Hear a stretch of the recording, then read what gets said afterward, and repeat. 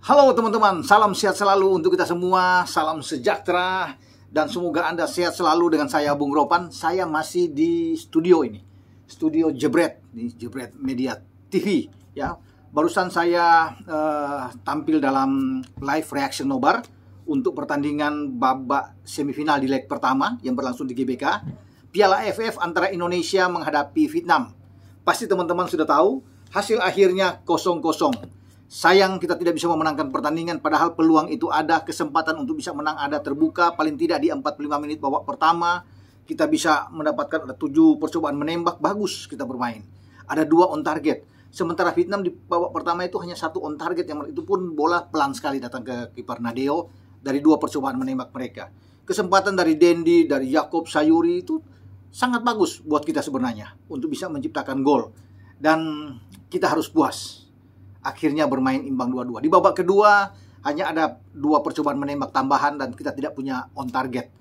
Kalau melihat dari apa yang ditampilkan oleh Sintayong, saya pikir dari taktik oke, ya, bermain dengan perubahan besar fundamental yang dilakukan dia. Tidak memainkan Witan dari awal, ada Egy, Sadil, Spaso tidak dimainkan dari pertama, dan dia memainkan dengan posisi 3-5-2, ada 3 back di depan Nadeo, Jordi Amat, ada Fakhrudin dan Rizky Ridho, kemudian Asnawi bermain dari sisi kanan dan Pratama dari sisi kiri. Ada 3 gelandang di sana.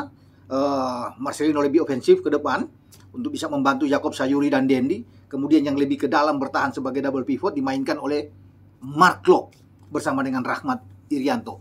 Oke, bagus juga saya pikir ini. Tapi kita tidak mampu untuk bisa memenangkan pertandingan. Padahal kita ini perlu untuk menang. 1-0 aja kita menang. Ini cukup buat kita. Sebelum kita menuju ke leg kedua, bertarung di Hanoi, ya, bertanding di Maidin Stadion. Tapi sekarang dengan 0-0 ini memang membuat kita harus bekerja keras, harus bisa berjuang menghadapi Vietnam. Dan bagi Vietnam ini hasil yang bagus buat mereka. Mereka tidak kalah. Dan lagi-lagi gawang dan Van Lam ini tidak kebobolan. Artinya mereka sudah 5 pertandingan, termasuk di fase grup 4 kali, itu tidak pernah bobol. Mereka masih bisa mempertahankan keperawanan dari gawang mereka.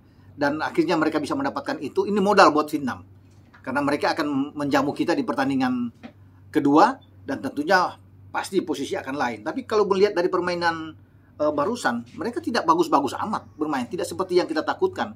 Kita justru lebih oke, ya, kalau bisa melihat dari penampilan kita. Jadi ini tinggal bagaimana STY melihat untuk ke depan, apakah formasi sama seperti dengan memainkan di leg pertama ini atau ada perubahan. Saya pikir oke main dengan formasi 3-5-2 ini, ya. Sama juga Vietnam memainkan dengan bahkan dengan 5-3-2 yang diterapkan oleh Park Hang-seo.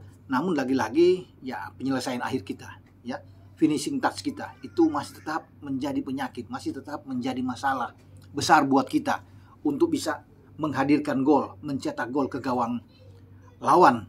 Dan kita juga bagi STY ini agak telat kalau saya lihat bagaimana untuk bisa memasukkan pemain-pemain, terutama dalam masa pergantian pemain. Mestinya mungkin di 65 menit pertama atau bahkan di 70 menit, sehingga ada waktu bagi Witan Sulaiman, bagi Spaso, mungkin bagi Sadil Ramdhani untuk bisa berbuat banyak dalam hal pergantian pemain ini. Tapi kalau pergantian itu sudah di atas menit 90, bahkan masuk di injury time, ya, untuk 2 menit atau 3 menit, ini percuma saya pikir, ya. Tidak ada pengaruh besar.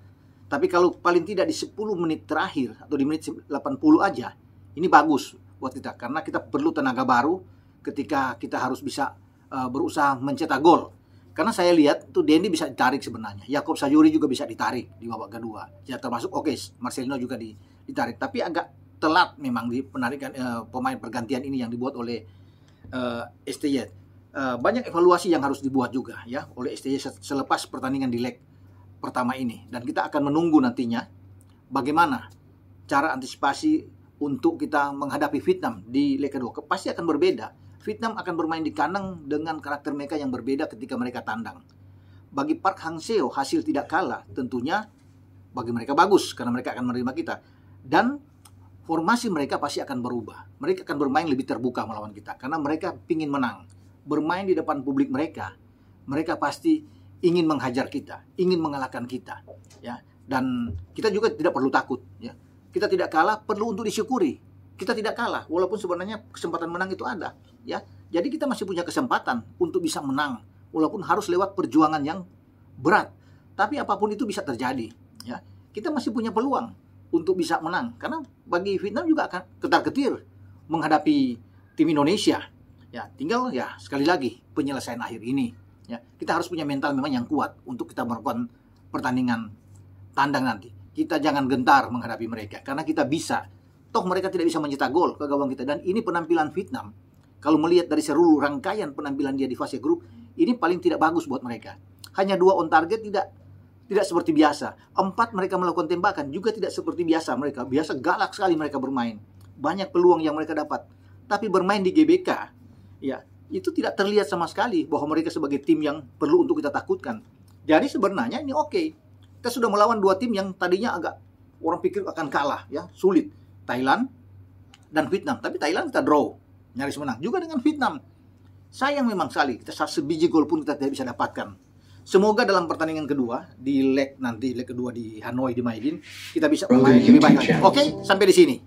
Dengan Bung Ropan, ciao.